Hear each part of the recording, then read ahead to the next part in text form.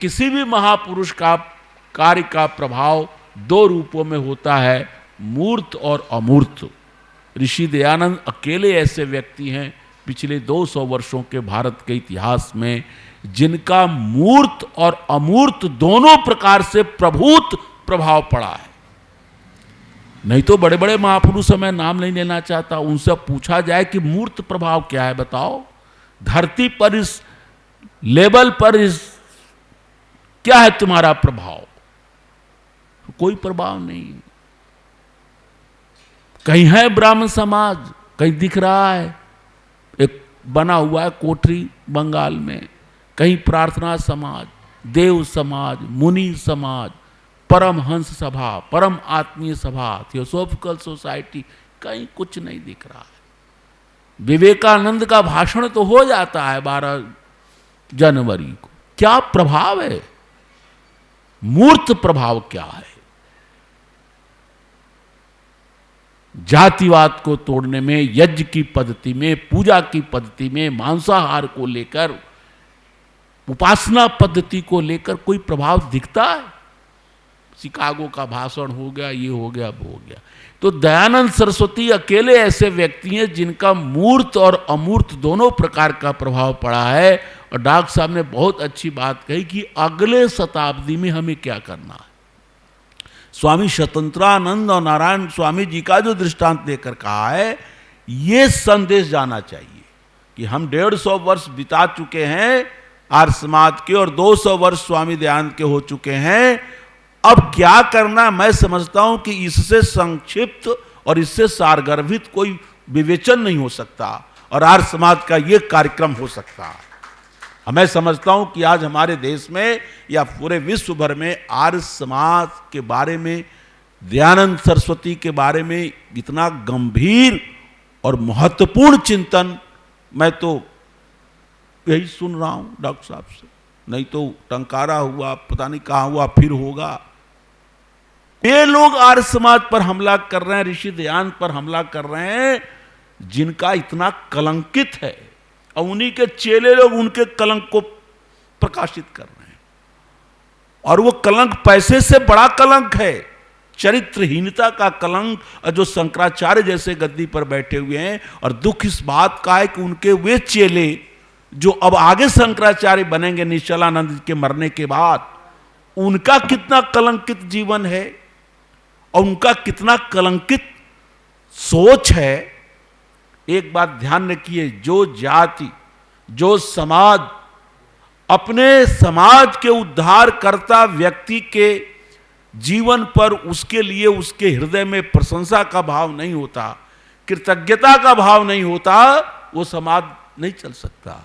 मुझे बड़ा दुख होता है कि आज मुस्लिम और ईसाई उनके जो प्रचार तंत्र हैं, हमको नहीं दिखता कि वो ऋषि दयानंद के ऊपर इतने हमले करते हो। जितने कलंकित दृष्टि से ये शंकराचार्य बने लोग, उनके चेले चौपड़े, सफेद झूठ लीलाही। एक वो हुए थे बहुत बड़े विद्वान, मैंने कल उनकी चर्चा की थी, चंद्रधर शर्मा गुलेरी। उन्होंने लिखा है कि दयानंद सरस्वती का खंडन करने के लिए पौराणिक पंडित उस समय में लीलाही झूठ पर उतर गए। लीलाही टेक्निकल भाषा, माने इतना झूठ की, जैसे एक उदाहरण दिया है, मैं आके कह के बात चलूं कि स्वामी जी ने कहा कि बाल विवाह इसलिए नहीं होना चाहिए कि सुश्रुत में कहा है कि पूरा यौवन प्राप्त किए जो विवाह होगा तो जो संतान होगी वो गर्भ में ही मर जाएगी, यदि नहीं भी मरेगी तो दुर्बल पैदा होगी, कुछ दिन बाद मरेगी, जीती भी रहेगी तो खिसटती रहेगी। तो पंडित ने कोई जवाब मिला नहीं, क्योंकि सुश्रुत का प्रमाण है, आयुर्वेद है। कोई स्मृति का प्रमाण होता तो उसके बदले दूसरा स्मृति का प्रमाण दे देते कि नहीं नहीं ये नहीं है, 16 साल से पहले हमारी ये स्मृति कहती है। सुश्रुत का प्रमाण था, तो क्या करते? तो देखिए डॉक्टर साहब, बड़ी मजे की बात लिखी चंद्रधर शर्मा गुलेरी ने कि पंडित को कुछ नहीं सूझा, पौराणिक पंडित को। तो उसने कहा कि मेरे परदादा की पोथी में जो सुश्रुत है मेरे घर में, उसमें 12 बरस से पहले लिखा है ब्याह करना चाहिए। तो चंद्र शर्मा गुलेरी कहते हैं, अरे वो परदादा की पोथी तो दिखा। माने इतना, इसको कहते हैं लिल्लाही झूठ, इतना सफेद झूठ बोल करके लोग स्वामी दयानंद का मुकाबला करना चाहते थे। कैसे? स्वामी जी जालंधर पहुंचते हैं, और जालंधर में क्या हुआ था कि स्वामी जी जब बंबई में थे तो उस समय सरदार विक्रम सिंह और सरदार सुचेत सिंह ने उनसे मिले थे और कहा था, महाराज कभी आप हमारे यहाँ जालंधर आए तो हमारे कोठी को पवित्र करें और वहाँ भी आपका प्रवचन होना चाहिए।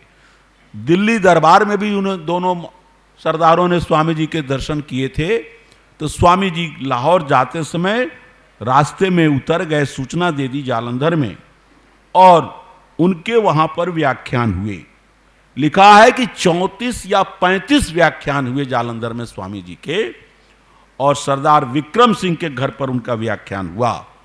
और कुछ व्याख्यानों के विषय भी दिए हुए हैं। सृष्टि उत्पत्ति पर हुआ, वेदों के अपौरुषेय होने पर हुआ, वर्ण व्यवस्था पर हुआ, धर्म के वास्तविक स्वरूप पर हुआ। और एक बार क्या हुआ कि जो उस व्याख्यान में महाराजा आए थे जालंधर के, तो लोगों ने स्वामी जी को बताया कि आपके व्याख्यान में जो महाराजा साहब बैठे हुए हैं उन्होंने एक कंजरी को रखा हुआ है। कंजरी कहते हैं वेश्या को। तो स्वामी दयानंद जी अपने व्याख्यान में राजा साहब के सामने कहा कि जो राजा होकर कंजरी को रखता है, क्या वो कंजर नहीं है? कौन बोलेगा? किसकी हिम्मत है? यहां तो एमएलए आ जाए तो लोग चापलूसी में पुल बांध देते उस एमएलए का, चाहे उसका जितना भी गर्हित जीवन चरित्र हो। लेकिन स्वामी दयानंद राजा से कह रहे हैं, और राजा भी बड़ा भी अद्भुत है, बाद में कह रहा है, स्वामी जी आज तो आप हम पर ही बरस गए। तो स्वामी जी ने कहा, मैं किसी का भेदभाव नहीं करता, जो सच्चाई है कहता हूं, मैं किसी का पक्ष नहीं करता हूं। उसी जालंधर की घटना है कि सरदार विक्रम सिंह महाराज के सभा में उपस्थित थे, और उस दिन स्वामी जी का ब्रह्मचर्य के ऊपर व्याख्यान हुआ। ब्रह्मचर्य के बल की प्रशंसा की, और मैंने कई जगह बताया है, आगे भी आएगा। स्वामी दयानंद ब्रह्मचर्य की इतनी प्रतिष्ठा करते थे कि देवेंद्र बाबू मुखोपाध्याय ने जब ऋषि दयानंद की जीवनी लिखना प्रारंभ किया, उसके पहले वो ब्राह्म समाजी थे, इतिहासकार थे, उपन्यासकार थे, कथाकार थे। तो उन्होंने भूमिका में लिखी कि 4 ऐसी चीजें मिली है ऋषि दयानंद में मुझको, जिससे मैं सारा काम छोड़कर उपन्यास लिखना, कथा लिखना सब छोड़ करके दयानंद के जीवनी के लिए लग गया हूं और प्रयास कर रहा हूं। 15 साल लगाया उस व्यक्ति ने। तो 4 में से एक बात तो कही थी, आर्ष विद्या का पुनरुद्धारक कोई नहीं है कि आर्ष विद्या के पुनरुद्धार के लिए किसी महापुरुष ने काम किया हो जो स्वामी दयानंद ने किया। दूसरा उन्होंने कहा मूर्ति पूजा, जो वेद के बिल्कुल विरुद्ध है, वैदिक साहित्य के विरुद्ध है, ऋषियों के विरुद्ध है। हजारों लाखों वर्ष पहले सतयुग त्रेता द्वापर में जो परमात्मा की उपासना पद्धति चल रही थी, बिल्कुल उसके उलट हमने मूर्तियां बना ली हैं और उनकी पूजा कर रहे हैं। स्वामी दयानंद मूर्ति पूजा के प्रबल शत्रु थे और वो ऋषियों की बात कहते थे। ये दूसरा कारण बताया। और तीसरा कारण कहा ब्रह्मचर्य। ब्रह्मचर्य का बल, और लोगों ने लिखा है, वामपंथियों तक ने लिखा है कि स्वामी दयानंद से पहले और स्वामी दयानंद के बाद 200 वर्षों में भारतवर्ष का कोई महापुरुष स्वामी दयानंद के ब्रह्मचर्य बल के पासंग बराबर भी नहीं। गांधी को भी कहना पड़ा कि मुझे स्वामी दयानंद सरस्वती के चरित्र से ईर्ष्या होती है, क्योंकि वो कहां थे वो। और चौथी बात कही, राष्ट्रवाद, राष्ट्रीय स्वातंत्र्य, देशोद्धार का प्रबल उद्घोष किसी ने किया तो स्वामी दयानंद से तो पहले किसी ने किया ही नहीं। और पूर्ण स्वराज्य की बात कही, हर देश के लिए कहा कि किसी भी देश पर किसी देश का आधिपत्य नहीं होना चाहिए। स्वामी दयानंद संस्कार विधि सत्या संस्कृत वाक्य प्रबोध में लिखते हैं कि इस समय क्या हो रहा है, इस समय राजनीतिक रूप से क्या हो रहा है देश में, खुद प्रश्न करते हैं और उत्तर देते हैं पश्चिमस्याम दिशि, जो पश्चिम की दिशा है वहां पर अफगानों का अंग्रेजों से युद्ध हो रहा है। देखिए स्वामी दयानंद पढ़ा रहे हैं संस्कृत, किताब लिख रहे हैं संस्कृत स्पीकिंग कोर्स, और ये राजनीति की बात भी संकेत में कर रहे हैं। तो कह रहे कि उसमें हुआ क्या, तो कहा अफगान अंग्रेजों से हारते हुए भी अपने को हार नहीं मान रहे हैं। मानने नहीं, अफगानिस्तान का एक बयान आया था पाकिस्तान वालों के लिए कि तुम्हारी क्या औकात है, तुम तो 47 में पैदा हुए हो, हम तो पता नहीं हजारों वर्ष से हमारा स्वतंत्र अस्तित्व है, हम कभी गुलाम नहीं हुए, अंग्रेज हम पर पूर्ण शासन कभी नहीं कर पाया, और आज भी अमेरिका को भाग खड़ा होना पड़ा। रसा भी भागा और अमेरिका भी भागा, अफगानियों का ये राष्ट्रवाद। तो स्वामी जी कहते हैं, उसके उत्तर भी देख लीजिए कि ये तो पशु पक्षियों का भी स्वभाव है, कोई पक्षी के घोंसले को कोई तोड़ दे, आप देख लीजिएगा, हम तो गांव में रहे, कोई बदमाश लड़का जाकर गिरा देता था तो सैकड़ों कौवे आकर के मंडराने लगते थे, उसके माथे को जान बचाना मुश्किल हो जाता था, बगीचे से भाग करके घर में छिपना पड़ता था, दरवाजा बंद कर लेना पड़ता था। तो स्वामी दयानंद कहते हैं ये तो पशु पक्षियों का भी स्वभाव है कि उनके घोंसले को कोई तोड़ेगा तो वो लड़ेंगे। तो स्वामी जी प्रेरणा दे रहे हैं, अरे भारतवासियों, तुम पर कब्जा करके अंग्रेज बैठा है, तुम लड़ो, अफगान लड़ रहे हैं, ये प्रेरणा की बातें। तो स्वामी दयानंद ने ब्रह्मचर्य के बल पर, और एक जगह कहा था कि मेरी अवस्था इस समय 51 वर्ष है, स्वामी जी बोल रहे थे, और कहा इस सभा में 25-30 वर्ष के भी बहुत नवयुवक हैं, मैं चुनौती देता हूं कि आ जाएं, मैं हाथ को खड़ा कर रहा हूं और झुका दे मेरे हाथ को, दोनों हाथ पकड़ के भी मेरे बाह को नीचे कर दें। एक जगह उन्होंने कहा कि मैं, कोई पहलवान आ जाए मुझसे आधी उम्र का, मैं उसके हाथ को पकड़ लेता हूं, वो मुझसे छुड़ा ले। लिखा है कि कश्मीर के और पंजाब के और फ्रंटियर तक के लोग पहलवान उपस्थित थे, कश्मीरी पहलवान, पंजाबी, किसी की हिम्मत नहीं। ये तो आपने पढ़ाई होगा कि एक बार एक ने कहा कि स्वामी जी हम आपसे कुश्ती लड़ना चाहते हैं। तो सन्यासी को कुश्ती लड़ेगा? उन्होंने कहा किस लिए लड़ना चाहते हो? तो आपका बल देखना चाहते हैं। स्वामी जी कहा मेरी लंगोटी सूख रही है, ले आओ, निचोड़ो, इसमें से पानी निकाल दो, तुम्हारा बल, भाई कोई जरूरी है। वो निचोड़ा तो बल निकला ही नहीं उसमें से जल। तो कहा स्वामी जी जल निकले कहां से, इसमें तो जल है ही नहीं, तो निकलेगा कहां? तो स्वामी जी ला मुझे दे। और स्वामी जी ने लिया, निचोड़ा, जल निकल गया और कॉपिन फट गया। ये था बल। स्वामी जी ने कहा वहां पर ब्रह्मचर्य के बल पर। अब राजा साहब जो थे सरदार विक्रम सिंह, आपने सुना होगा, वो उसी सभा के अंत में स्वामी जी से कहे, स्वामी जी ने आपने ब्रह्मचर्य की बड़ी प्रतिष्ठा की है, आप भी ब्रह्मचारी हैं, आपके अंदर भी कोई ऐसा बल होना चाहिए। तो स्वामी जी चुप रहे, कोई जवाब नहीं दिया। लेकिन सरदार विक्रम सिंह जब चलने लगे तो उनके रथ में 2 घोड़े थे, 2 घोड़ों के रथ पर बैठकर चलने लगे।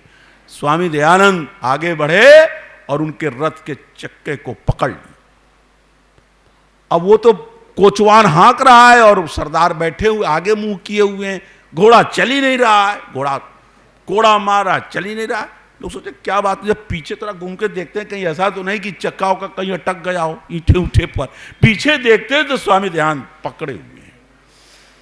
तब वो उतर कर स्वामी जी के पैर छुएर का, स्वामी जी मैंने आज आपका ब्रह्मचर्य का बल देख लिया। और स्वामी जी कहते थे, आगे आएगा कई जगहों पर, कि मैंने जन्म से लेकर अब तक मैंने ब्रह्मचर्य का पूर्ण पालन किया है, स्वप्न में भी मेरे अंदर कोई ऐसे दुर्बल विचार नहीं आए हैं।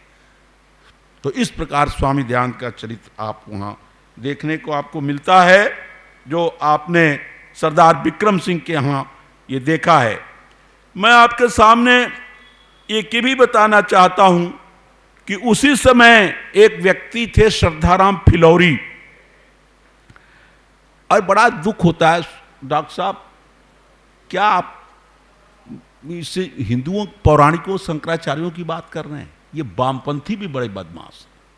अभी पिछले दिनों वीर भारत तलवार, जो जवाहरलाल नेहरू विश्वविद्यालय का प्रोफेसर एंड हेड था हिंदी विभाग का, उसने 250 पेज की किताब लिख दी श्रद्धाराम फिलौरी पर और उसको छपा दिया। वो तो वामपंथियों का आज भी कब्जा है, वो जो चाहे जिस प्रेस से छपवा लें। और उसमें इतना महिमा मंडित किया गया श्रद्धाराम फिलौरी को स्वामी दयानंद के पैरेलल, और कहा स्वामी दयानंद जवाब नहीं दे सके, शास्त्रार्थ नहीं कर सके, भाग गए, उसका ये है वो है, महिमा मंडन। अभी कुछ वर्ष पहले उसने सत्यार्थ प्रकाश की गलत आलोचना की थी, तो डॉक्टर राम प्रकाश जी ने कहा कि अरे न तो तुमने सत्यार्थ प्रकाश का प्रथम संस्करण देखा, न ब्राह्मोधर्म किताब पढ़ी देवेंद्रनाथ ठाकुर की। पूछा कि क्या आपने पुस्तकें पढ़ी हैं, तो उसने स्वीकार कर लिया कि नहीं नहीं मैंने पुस्तकें पढ़ी नहीं है। तो पढ़ी नहीं है तो इसका उदाहरण देकर क्या सिद्ध करना चाहते हो? पुस्तक तो पढ़ो। तो अब वो उसको कुछ नहीं मिला तो श्रद्धाराम फिलौरी पर महिमा मंडित कर दिया। 250 पेज किताब है। पिछले दिनों इलाहाबाद विश्वविद्यालय में हिंदी विभाग का जब सेमिनार हो रहा था स्वामी दयानंद पर, तो उनकी संयोजिका ने वो पुस्तक मंगाई और हमारे बेटे को दी और कहा पिताजी को बता देना इसको भी ध्यान में रखें, वामपंथी आएंगे इसको महिमा मंडित करेंगे। तो श्रद्धाराम फिलौरी पर सारा वृत्त तो इकट्ठे कर लेते। परोपकारिणी सभा ने छापी है पुस्तक पंडित राजेंद्र जिज्ञासु की, श्रद्धाराम फिलौरी की। बाद में माफी भी मांगा है स्वामी दयानंद से। ये कहीं चर्चा नहीं करेंगे। नास्तिक था, अंग्रेजों का एजेंट था, पैसा लेकर के प्रचार करता था। लिख दिया कि मुझे ईश्वर पर भी विश्वास नहीं है। इसके बावजूद भी रामचंद्र शुक्ल जैसा व्यक्ति हिंदी साहित्य के इतिहास पर उसका महिमा मंडन करता है और कहता है स्वामी दयानंद ने हिंदी का प्रचार किया तो क्या हुआ, श्रद्धाराम फिलौरी ने भी प्रचार किया। अब दिखा देता हूं ये घटना श्रद्धाराम फिलौरी के जीवन में आती है। स्वामी दयानंद के जीवन में आ गए श्रद्धाराम फिलौरी, और उसी की बनाई हुई वो है भजन जो आप गाते हो, ओम जय जगदीश हरे, श्रद्धा भक्ति बढ़ाओ। और आर्य समाजियों ने उसमें से कुछ गलतियों को ठीक भी कर लिया। जानते उसने क्या कविता में लिखा था भजन में, मैं मूर्ख खल कामी कृपा करो भरता। तो स्वामी दयानंद की फिलॉसफी तो नहीं है वेद की, मैं मूर्ख भी हो, चलो मूर्ख तक तो ठीक है, मूर्ख हो कोई बात नहीं। खल माने दुष्ट और कामी माने व्यभिचारी, फिर भी कृपा करो भरता। तो आर्य समाज ने संशोधन कर दिया, मैं सेवक तुम स्वामी। यह है आर्य समाज की ताकत, उस सोचने की सूक्ष्म बुद्धि। तो वो आ गया वहां एजेंट, और क्या लगा के आया, कंठी पहन के आया, तिलक धारण करके आया, बैठा। तो स्वामी जी ने कही कथा में प्रवचन दे रहे स्वामी जी कह रहे हैं कि पुराणों में आता है कि एक वैष्णव था और वो जा रहा था कहीं, दोपहर का समय था, बगीचे के किसी पेड़ के नीचे सो गया, दोपहर गर्मी का दिन, और उसके ऊपर कौवा था और कौवा ने बीट कर दिया। और वो बीट दुर्भाग्य से या सौभाग्य से या संयोग से या गुणाक्षर न्याय कहते हैं, वो बीट ऐसा गिरा उसके माथे पर कि तिलक जैसा बन गया।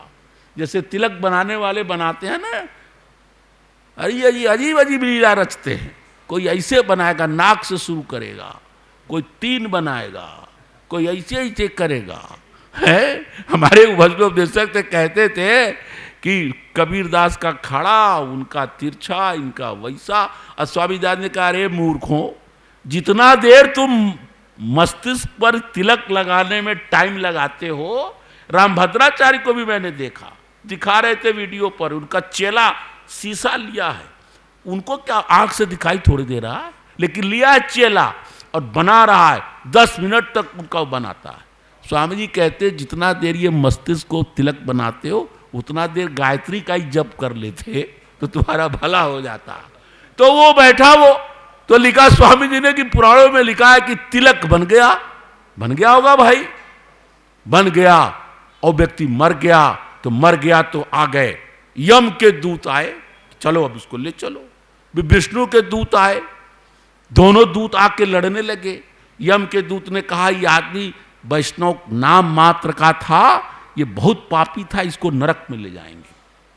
अब विष्णु के दूतों ने कहा, अरे पापी हुआ करे, इसके चेहरे में, इसके मस्तिष्क में तिलक, वैष्णव तिलक आ गया, ये तो विष्णु लोक में जाएगा। और दोनों गुत्थम गुत्था हो गए। अंत में पुराण लिखता है यम के दूत भाग गए, हार मान ली, और विष्णु के दूत उसको कहां ले गए, स्वर्ग में ले गए।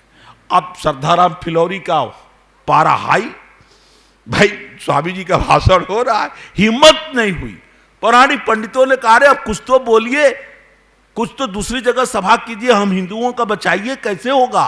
तो सभा किया उसने, और सभा में उसने कहा कि देखो जैसे ठग लोग आते हैं और बच्चों को लड्डू खिला करके और उसके खिलाते हैं, प्रेम से उसका गहना उतार लेते हैं, बच्चे कान में वो जो भी पहनते रहे होंगे, तो स्वामी दयानंद ठग है, ये लड्डू खिला के तुम्हारा माल उतार रहा है और कुछ नहीं सुना। तो स्वामी जी ने दूसरे दिन कहा कि अरे तिलक से तो पुलिस तो डरती नहीं, गांव का चौकीदार तो डरता नहीं, यम के दूत डरेंगे। तो कहने का मतलब यह था कि स्वामी दयानंद के जीवन में इस प्रकार की घटनाएं आती हैं। स्वामी जी अमृतसर पहुंचते हैं, लोगों ने कहा स्वामी जी आप पूरे देश में घूमते हैं, अमृतसर जो है यहां का जो तालाब है, सरोवर परम पवित्र है। तो स्वामी जी ने कहा मैंने सुना है यहां दीप मालिका के दिन, जिस दिन दिवाली होती है, उस दिन सरदार लोग अपने केसों को, बच्चे आते होंगे, उतार कर इसी में डाल देते हैं। तो क्या पवित्र है जब के सरोवर में तुम केस को उतार के डाल रहे हो, तो पवित्र है। यही बात डॉक्टर सत्यपाल सिंह बोल दिए थे बेचारे। बात बेचारे क्यों, बढ़िया काम किए थे कि जब उनको जल कौन मंत्री बनाया गया था पर्यावरण का, तो उन्होंने कहा कि हम गंगा जी को शुद्ध करना चाहते हैं, तो उसमें हम शव को प्रवाहित करेंगे, उसमें हम अस्थियों को प्रवाहित करेंगे, और यहां तक कि ये हिंदुओं के जितने ये होते ना ये मुंडन संस्कार, तो ले जाकर कहां डाल देते हैं, कहीं डाल देते हैं। इससे बड़ा स्वामी दयानंद से बड़ा पर्यावरण क्यों विद कौन होगा। उन्होंने लिखा है कि इस बालों को उतार करके गाय के गोबर के अंदर रख करके और ऐसी जगह गाड़े जहां खेती न होती हो, जहां बगल में कुआं भी न हो, डॉक्टर साहब तो विद्वान है गृहसूत्रों के, जहां कोई अन्न पैदा नहीं होता, ऐसे उबड़ खाबड़ जगह में जमीन में गाड़ दे। इसको न तो जलाना है, जलाने से भी प्रदूषण होगा, जल में डालने से प्रदूषण होगा। तो स्वामी दयानंद ने यह बात कही कि ऐसी कुछ बात नहीं है।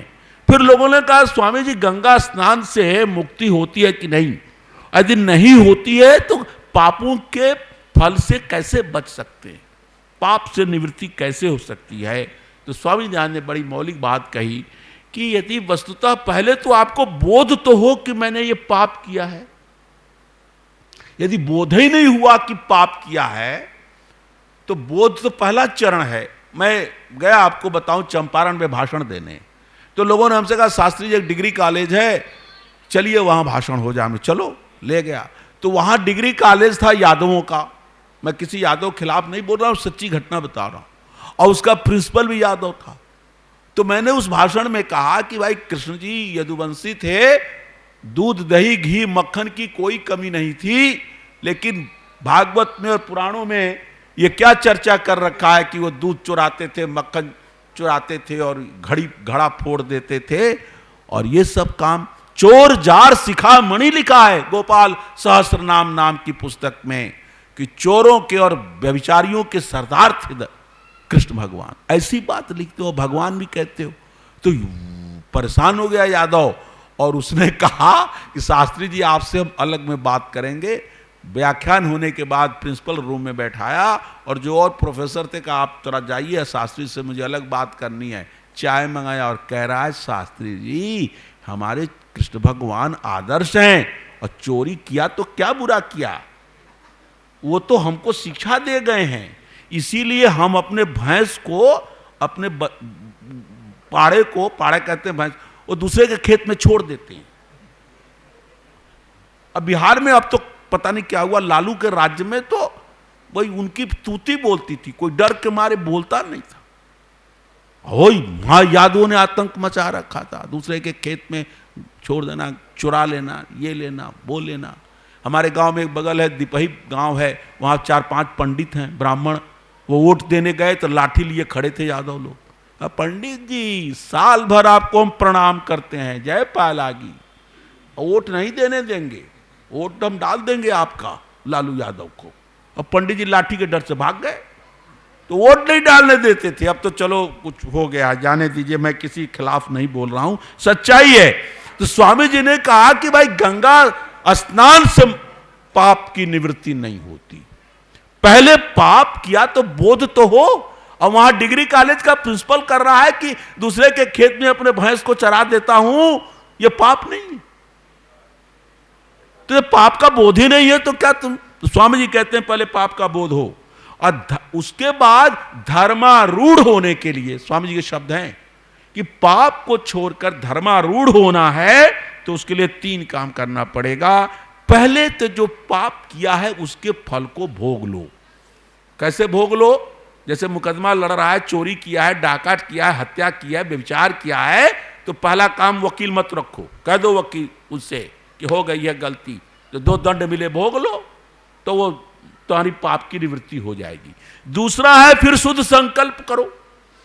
पाप के फल को भोगने के बाद संकल्प करो कि आगे से हम कोई पाप नहीं करेंगे। और तीसरे स्टेज में तप करो। तप उसे कहते हैं कि धर्म पर आचरण करते हुए कितना भी कष्ट आए तो द्वंद्व सहनम तपहा, हम पाप कर्म करके सांसारिक और तात्कालिक सुख नहीं लेंगे, हम कष्ट भोगेंगे लेकिन धर्म पर आचरण करेंगे। यह तरीका है पाप से निवृत्त होने का, जो स्वामी जी ने वहां कहा।